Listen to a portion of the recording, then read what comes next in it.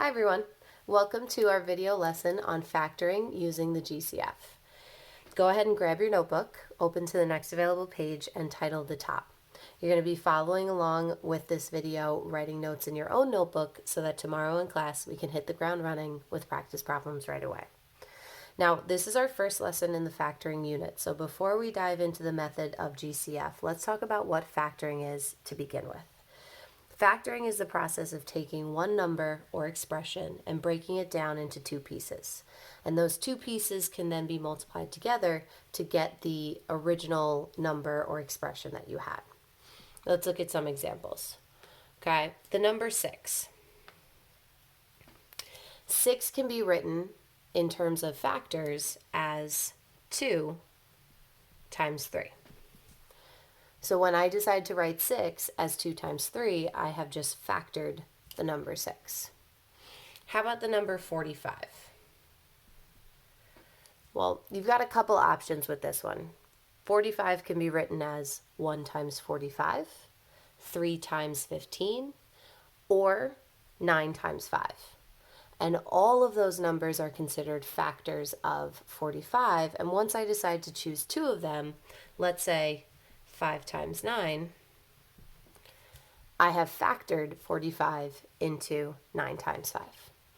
Now, what we're going to do in algebra this year is we're going to expand that knowledge to algebraic expressions. So when I give you something like 8x squared, we're going to try to figure out what two pieces can be multiplied together to give you 8x squared. One that comes to my mind right away is 2x times 4x, but that's not the only option for 8x squared. Today what we're going to do is we're going to use one of the four main processes to factoring using the GCF. So let's dive into that specifically. Okay, GCF stands for greatest common factor. So we're going to be looking at the highest factor that's in common with two or more of our terms. Okay, for example, take the number 12 and 20. Can you think of their greatest common factor? Here's the process that I have in my head when I'm thinking of a GCF. List out all of the factors of 12. 1 times 12, 2 times 6, and 3 times 4 are all of my possibilities to multiply back to 12. For 20, I have 1 times 20, 2 times 10, or 4 times 5. Now you can see that both of these numbers in common have factors of 1, 2, and 4. Those are all of our common factors. And in that list of common factors, the greatest one that they both have is the number 4. So you're going to hear me say a lot during this video to list out your factors, and that's what I mean. You might not physically see me do it, but if you still need to write out those factors and brainstorm, go for it. Your calculator can also be a huge help when it comes to finding factors of certain numbers. So let's talk about factoring algebraic expressions. Okay, what we're going to do is we're going to take multiple terms, for example, the binomial 2x plus 6.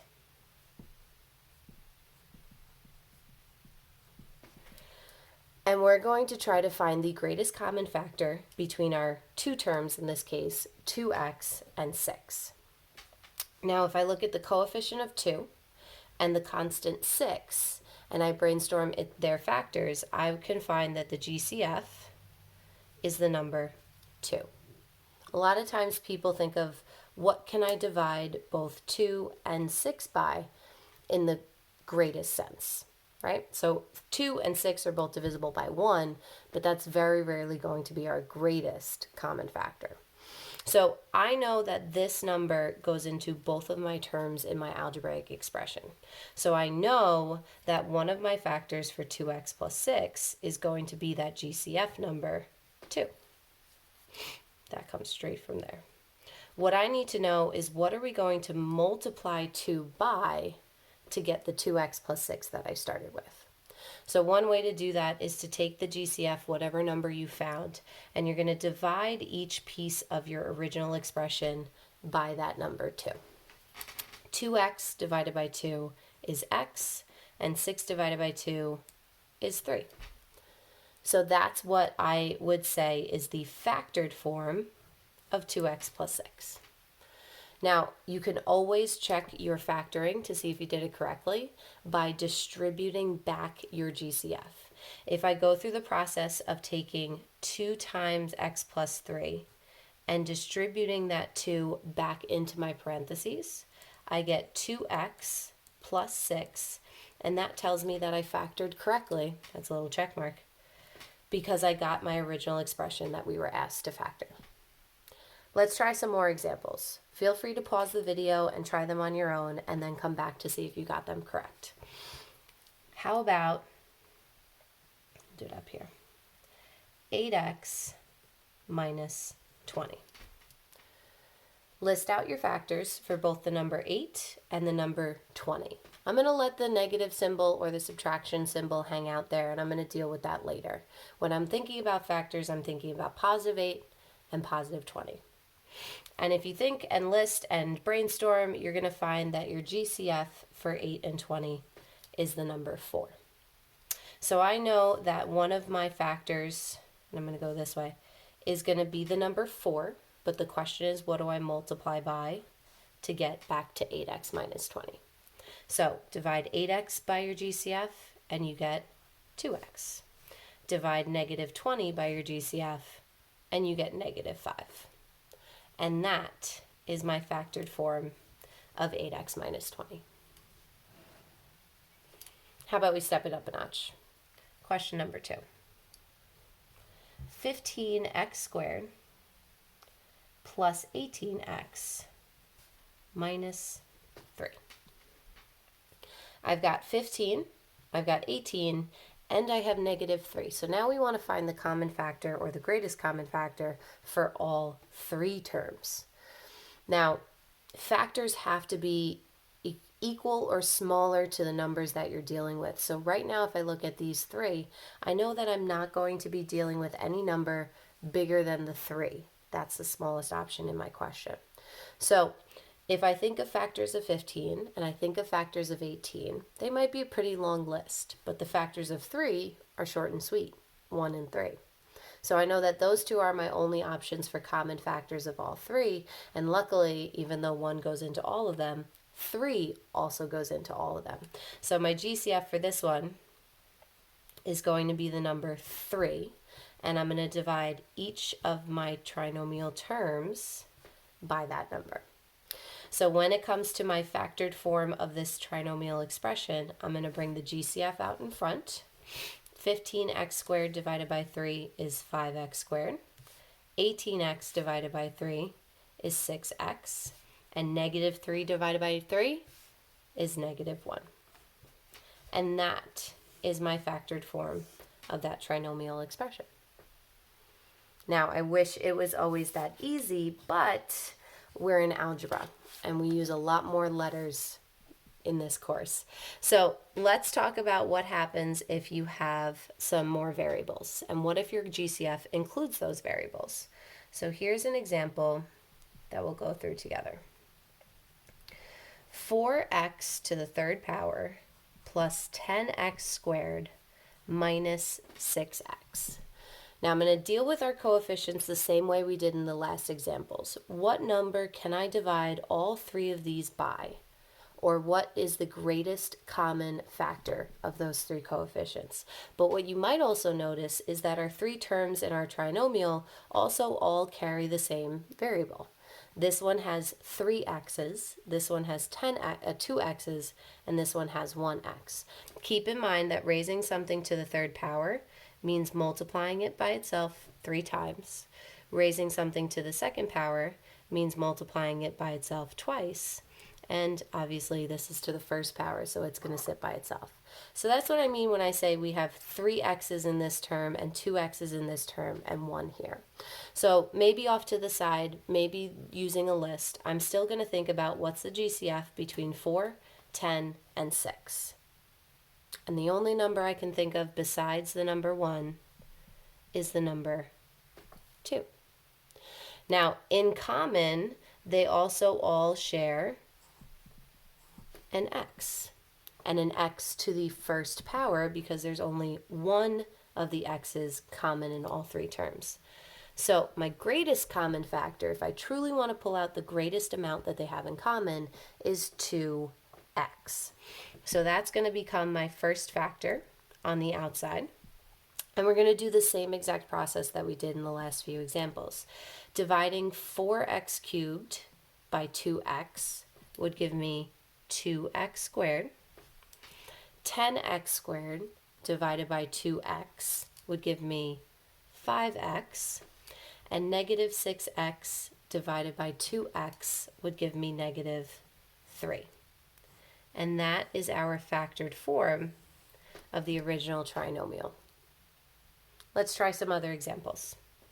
Number 1, 15x to the 8th power plus 9x to the 5th power. Now I'm not going to go ahead and write this out in expanded form because writing x times itself 8 times is going to take up a lot of space and way too much time. So think about it this way. There are 8 x's being multiplied together in this x to the 8th term, and there are 5 x's being multiplied together in this x to the 5th term. So when I come to the fact that they both have the same variable x, and I'm trying to find the greatest common factor between them, what is the most amount of x's I can pull out of both terms? Okay. My GCF in terms of our coefficients, 15 and 9, would be the number 3. And if there are 8 x's being multiplied here and 5 x's being multiplied here, then in common I can pull out, or I can factor out, 5 of those x's, or x to the 5th power. The kind of cheat here is to look for your smallest exponent on the common variable.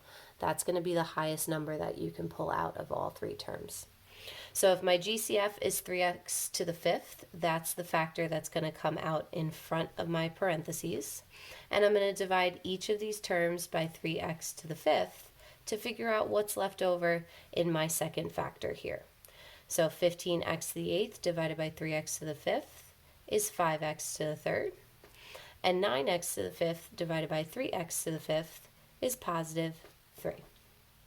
And you'll notice here that what's left over in my second factor has nothing left in common. 5 and 3 are only divisible by the number 1, and this has an x, but this one doesn't. So that's a hint that I did the right job and pulled out the greatest common factor. If I didn't pull out the biggest possibility here, then I might still see something in common with what's left over. All right, last example for today, and it's a big one. 30x to the 3rd, y to the 1st, plus 15x squared y to the 1st, minus 5xy. Take a second and think about it. What is your GCF between 30, 5, and 15 and negative 5? And what variables do they have in common that you can also pull out? All right, I notice here that my smallest numerical value is negative 5, or in this case 5 for my thought process. So I know that my GCF can't be bigger than that. And all 3 of my terms have factors of 5 besides the number 1. So that's going to be part of my GCF. But it's the greatest common factor if I pull out everything they share. So all 3 terms have the x variable. There's 3 x's being multiplied here, 2 x's being multiplied together here, and 1 x by itself. So how many can I pull out of each term Well, this one is the smallest exponent, x to the first power, so I can pull 1x out of this term, 1x out of this term, and 1x out of this term. So in common, 1x. Same thing holds true for the y, and this one should hopefully be a little bit more obvious because they all share the same exponent. There's 1y in this term, 1y in this term, and 1y in this term. So we can pull out that 1y that they all have in common. So my GCF is 5xy, and we're going to multiply that by what's left over when I divide each of these by 5xy. This is going to give me 6x squared. This is going to give me positive 3x. And this one is going to give me negative 1. And that's about as far as I'm going to have you guys go when it comes to notes. So take a second and go back through these. Write down any questions you might have or anything that confuse you. Bring it into class tomorrow so that we can go over it and practice it. Have a great day, everyone.